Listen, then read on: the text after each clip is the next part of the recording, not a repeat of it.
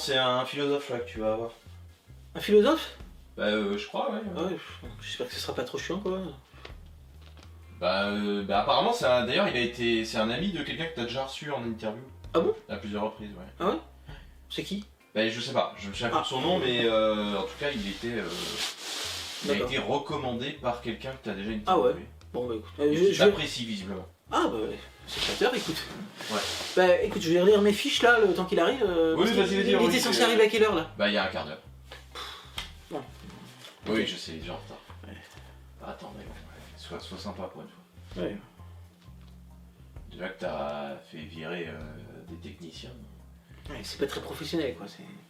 Oui, mais bon. Ah bah attends, il arrive là. Je l'appelle. Ouais, vas-y. Oui, bonjour monsieur, oui, c'est là. Ah oui, d'accord, vous étiez perdu dans les couloirs. Attendez, allez-y, installez-vous, le journaliste est déjà... il vous attend.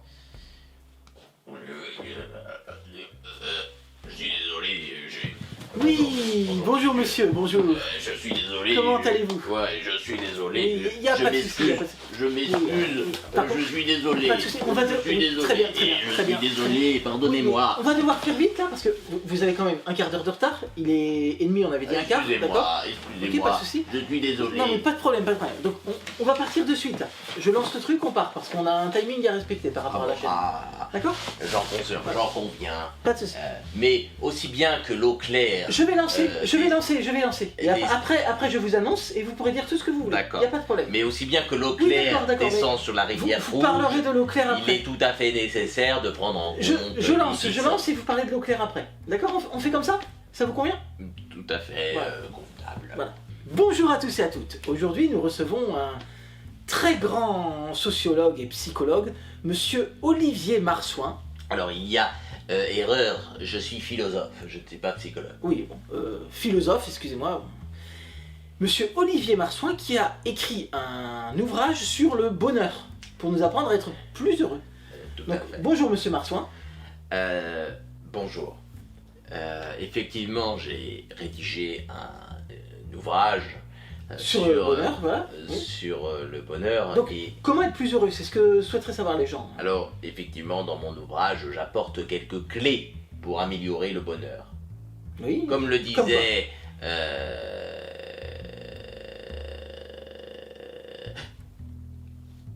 Oui. Acté. Qui?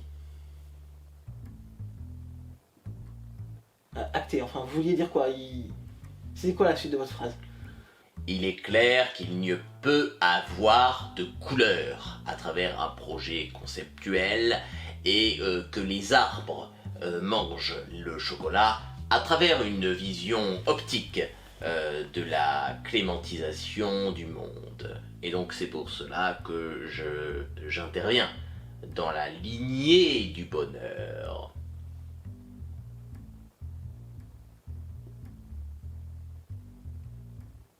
Très bien. Oui, cela paraît tout à fait clair. Dans votre livre, vous évoquez le travail.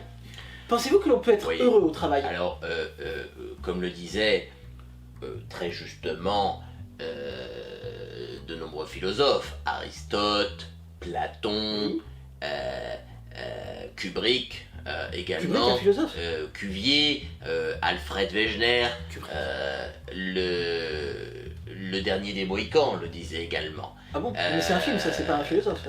Tout à fait. Et je crois que la conceptualisation de la vision du travail est une mécanisation du corps et une intersectionnalité de la dégénérescence active de la vision commune d'une publicité politiquement incorrecte. Vous venez du Kiribistan, là. Votre pays est fortement touché, le pays du Kiribistan, par l'immigration. Qu'est-ce que vous en pensez? Est-ce que c'est quelque chose de positif, négatif? Bergson émet l'hypothèse qu'une institution primitive de distributionnalisme nativisme induit un nativisme incluant des soignants, trébuchants, activants, inimaginables, activisinants pour l'occultation. Voilà mon point de vue sur cette question. Ah, vous avez terminé. Oui, pardon, excusez-moi. C'était très intéressant, on va dire. Eh bien, écoutez, je suis tout à fait enchanté que vous trouviez ma philosophie et mes ouvrages fascinants. D'ailleurs, j'ai été fortement recommandé. Vous m'avez été fortement recommandé par un ami à moi. Ah, un ami à vous que vous avez que j'ai déjà interviewé par le passé. Ah, et de qui s'agit-il? Eh bien, il s'agit de Monsieur Crochemouche, un immense artiste contemporain qui a récemment développé des œuvres. Et d'ailleurs, j'aimerais peut-être pouvoir être invité un jour avec lui pour que nous évoquions ensemble ces œuvres d'art, puisque j'ai écrit un autre ouvrage. Non, je suis sûr qu'on verra ça avec la chaîne, on verra plus tard. Mais je suis pas surpris que vous soyez ami avec Monsieur Crochemouche. J'ai écrit un ouvrage sur les œuvres de Monsieur Crochemouche. Il faudra que je m'arrange avec le propriétaire. Il aurait été possible de faire une interview commune. Eh bien on verra, on passera par vos agents, on verra à ce moment-là, hein, d'accord? Vous en faites pas, il n'y a pas de problème. Mais vous savez, je suis pas surpris que... Je vois des points communs entre Monsieur Crochemouche et vous. Ah, oui. C'est vrai? Oui. Lesquels? Bien... En premier lieu, votre clarté. Vous êtes très clairs tous les deux dans vos explications. Alors, je suis moi-même conférencier. Ah, vous êtes conférencier? Et j'effectue un certain nombre de conférences à travers la France pour clarifier la philosophie. Puisque je trouve quand même que ces dernières années, la philosophie est restée relativement opaque auprès de la population. Et je trouve que clarifier les choses permet de les rendre plus nettes. D'accord. Et pour savoir comme ça, il y a beaucoup de monde qui vient à vos conférences? Bien évidemment, ma dernière conférence qui s'intitule « Activisme intellectuel de la mise en place politicienne des cétacés consubstantiellement avec l'intégration des abeilles qui butinent les vaches » m'a permis d'avoir des conférences à travers toute la France avec des salles pleines, à plus de 30 personnes par salle, tout à fait. Oui. D'accord, et les gens aiment et comprennent ce que vous dites? Oui, j'ai plus d'une trentaine de personnes à chaque fois, effectivement, c'est tout à fait acceptable. D'accord, ils sont très polis. Donc je voulais évoquer avec vous d'autres sujets un petit peu plus légers, on va dire, voilà. Notamment concernant la chanteuse Aya Nakamura, si vous regardez cette émission et que vous n'êtes pas au courant. La chanteuse Aya Nakamura a été choisie par le président de la République pour chanter du Edith Piaf lors de la cérémonie d'ouverture des Jeux Olympiques. Alors c'est une chanteuse qui est très critiquée, elle a beaucoup de succès auprès des jeunes, mais beaucoup disent qu'elle n'a pas de talent. Alors vous, qu'est-ce que vous en pensez de cette situation-là? Je vous arrête tout de suite. Je suis un philosophe, je lis beaucoup d'ouvrages et je n'ai malheureusement pas le temps de regarder la télé. D'accord. Concernant cette affaire, je pense que Anna Nakamura. Aya Nakamura. Aya Nakamura. Anna Nakamura. Aya Nakamura. Anya Nakamura. Je pense que c'est une personne tout à fait admirable. Je suis d'accord avec le fait que elle doit consubstantiellement à la saveur incuvienne d'Aristote intégrer l'évidence du cubisme. Oui, d'accord, très bien, merci pour votre réponse. Et concernant le football, je ne sais pas si vous suivez un petit peu le football. Là, pas vraiment, non. Kylian Mbappé va quitter le Paris Saint-Germain pour signer au Real de Madrid, voilà. Je voulais savoir votre avis là-dessus. Les clubs français ont beaucoup de mal à gagner la Ligue des Champions. Sans Kylian Mbappé, est-ce que ça va être possible? Un homme est au cœur du destin des femmes. Et, des femmes tout à fait. Et aussi... Mais je vous parle de foot, moi. Oui, mais j'y viens. D'accord. J'y viens.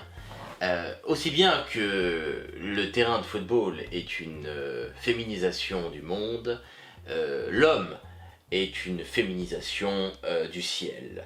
Ainsi, je pense que, comme le disait jadis Aristote, il est important de garder en mémoire le fait que l'intégration